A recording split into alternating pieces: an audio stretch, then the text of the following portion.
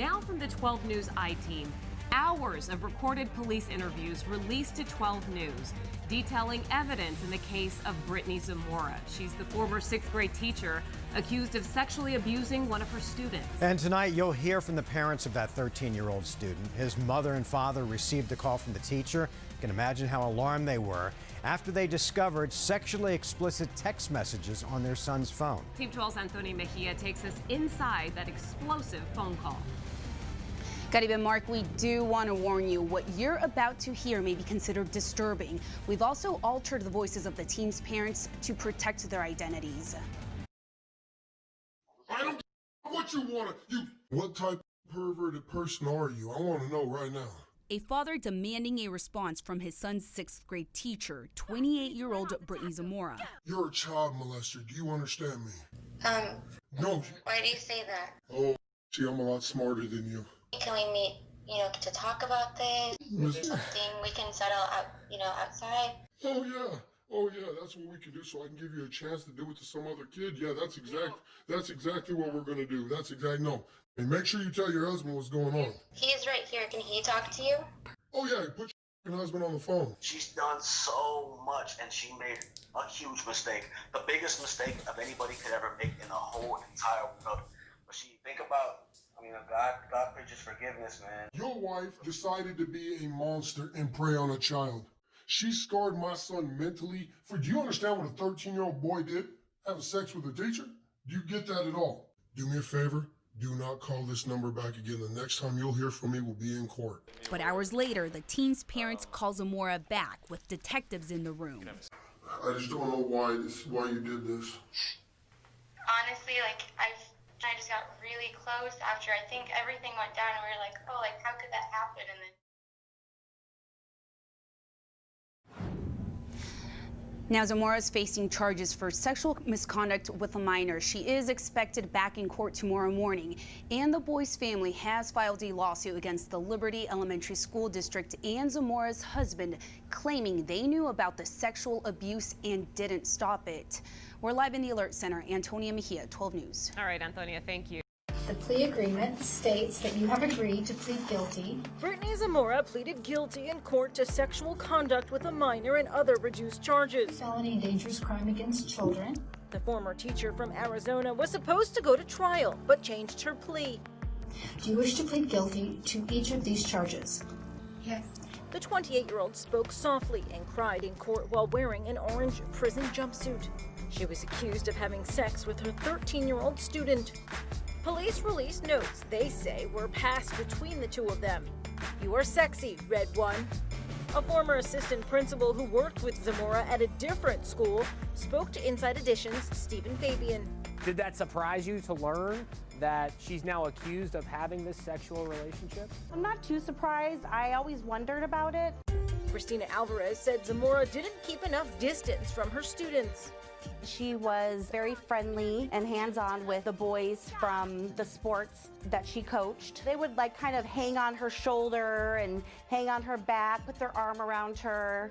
Okay, so a lot of people see him as the victim and you as the perpetrator, and you see it exactly the opposite. Well, from a legal standpoint, yes, I was the teacher and he was the student, and so I was the one who did get in trouble for that. From a legal standpoint, yes. But from a psychological standpoint, it's so different because he knew that I was vulnerable. He caught me in my weakest moment and he used that to his advantage. How did he know that? Initially he didn't. When we began to get closer, I did confide in him. You confided your personal life to your student. Mm-hmm. Okay, so he didn't prey upon you because he knew you were vulnerable. He started pursuing you because he found you attractive. Initially, yes. And then you were vulnerable to it because you were at a tough spot in your life. Yes. He first contacted you in September of 2015, right? Correct. And that was on Facebook? Yes. So you just are sitting home at night and you're on Facebook and he pops up and he starts asking you to meet him for coffee and lunch or something like that. Now at this time, he's not your student. Correct. You weren't at that school. Right. So how did he know you at all? I had been a student teacher in the class that he was in. So at one point I did have him as a student, not technically, I guess. I wasn't in charge of the classroom legally, but I did know him through that. How did you finally decide, okay, I'm going to meet with this person? Well, like you hinted at initially, I did ignore a lot of that first because obviously I knew that was, illegal, not allowed, frowned upon, everything. But one night after a particularly bad night with my boyfriend, we had gotten into a big fight. And the next day, I looked at his message and I thought, I'm just gonna respond. Nothing intense, nothing like that, just casual. Hey, I'm gonna be subbing at your school today. With a firm step, Alexandria Vera made her way into the 209th Criminal Court. The 25-year-old pled guilty to aggravated sexual assault of a child. In a plea deal, prosecutors agreed to cap the sentence at 30 years with a chance at deferred adjudication. She had faced continuous sexual assault of a child that has a maximum of life in prison and no chance of probation. According to court documents, Vera had sex almost daily with her student for 9 months. She became pregnant by the 8th grader, whose parents knew about and supported the relationship. When authorities learned about the situation, CPS began investigating, and Vera had an abortion. She told investigators she and a teenager, quote, love each other. Vera is out on a $100,000 bond pending her sentencing in January. Her defense attorney hopes she will get deferred adjudication, meaning no prison time, but there would be a long list of conditions. I met Tristan at the beginning of May 2014.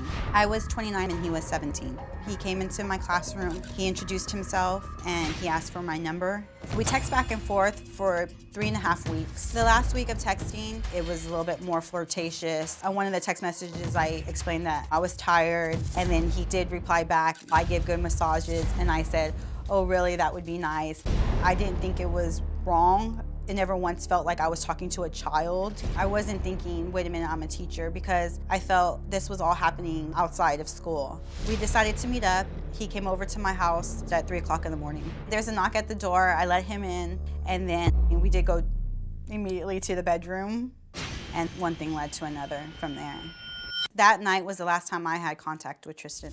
That following Tuesday, when I was called into the principal's office, she sat me down and said that a video had surfaced of a student at the school and a coach having sex. He had his phone in his pocket, and then while having sex, he pulled it out and I didn't see it, so I didn't notice, and it was only about 10 seconds. He's admitted that he distributed the video to 11 of his friends through his phone, and then from there the video went to, I don't know, numerous amounts of people. When I found out there was a tape, I was in shock, felt betrayed. We had been talking for almost a month, so I trusted him that I could have sex with him and him not say anything, and we could keep it a secret. I do now feel that I was set up. I do feel that there was some type of motive or intent to get it out there that he had sex with a teacher. Okay, Tanya, it's good to meet you. You say you felt like you were set up. Correct. How so? Well, the fact that he hid his phone, and then obviously as soon as it was finished, he distributed it to 11 of his friends. And then from there, it went viral. Okay. So you think it was like a trophy thing? Correct. Like he wanted some kind of recognition after, sleeping with a teacher. You said that afterwards you were surprised that he didn't get in touch with you. Mm-hmm. I'm surprised that there was no communication at all, even before I had gotten into trouble. But you did have communication with him, didn't you, the next day? No. The next day, just one text in the morning, and that was it. What was that text? He texted me that he had a great night, or it was great, or something in that matter. And then I text back that, yes, it was, that, you know, maybe we could do it again. So y'all both had a good time? Mm-hmm. So this wasn't an impulse thing. You had been texting for 3 weeks, right? Mm-hmm. You say you didn't know it was wrong. Well, I'm saying I didn't think it was legally wrong. I know, obviously, with my profession, I crossed a boundary, you know, with the contract that I signed. But legally, I didn't think I would be classified as a felon being charged with having sex with a consenting adult. Okay, so you knew from a teacher standpoint, just teacher ethics, Correct. that it was a breach of your Contract. contractual agreement. Right. So you have no problem with that part of it. You said, I agreed not to have sex with the students. Mm-hmm. And then you did. Mm-hmm. But you thought, okay, so then fire me, but don't charge me as a felon. Correct. So you were surprised when you were charged? Yes, I was very surprised. Did you think he showed it around school for bragging rights? From what I've heard, yes, it was exactly what it was, bragging rights. How did you find out that it had been displayed around school? Well, from numerous amounts of people who said that the video had been sent out. And then my mother's coworker also, her niece had the video, and that's how we saw it for the first time. You saw it with your mother? Yes. How'd that go? Well, I don't know how I'd watch something like that with my mother. well, it's only 10 seconds, and you can obviously tell it's, you know, it was hidden. There's no flash. It's really quick. You said he had the phone in his pocket? Some on the pocket, on somewhere where he was in his grasp to reach. Because he didn't have any pockets at the time, did he? I mean, Well, maybe down at the floor. oh, so you mean you didn't see it? Right. So it wasn't like y'all made a sex tape. Oh, no, nothing. He made a sex tape. Correct. You were just in it. Mm-hmm. Said in school with a political twist. Some Bay Area parents say they aren't being prude. They're angry about who is teaching their kids. Well, Alan, it's Planned Parenthood. They spent about a week in the district teaching freshmen sex education, and that's got some parents really worried about it. They plan to come to a meeting here tonight at the school board telling the district to kick Planned Parenthood out of the district. It is a business that sells sex. Its way to get clientele is to sexualize young people and turn them into lifelong clients. Yeah, that debate lasted about 6 hours with strong opinions coming in from both sides. So supporters say that young kids need to learn more about their bodies and their rights, but people against the bill say that it goes too far.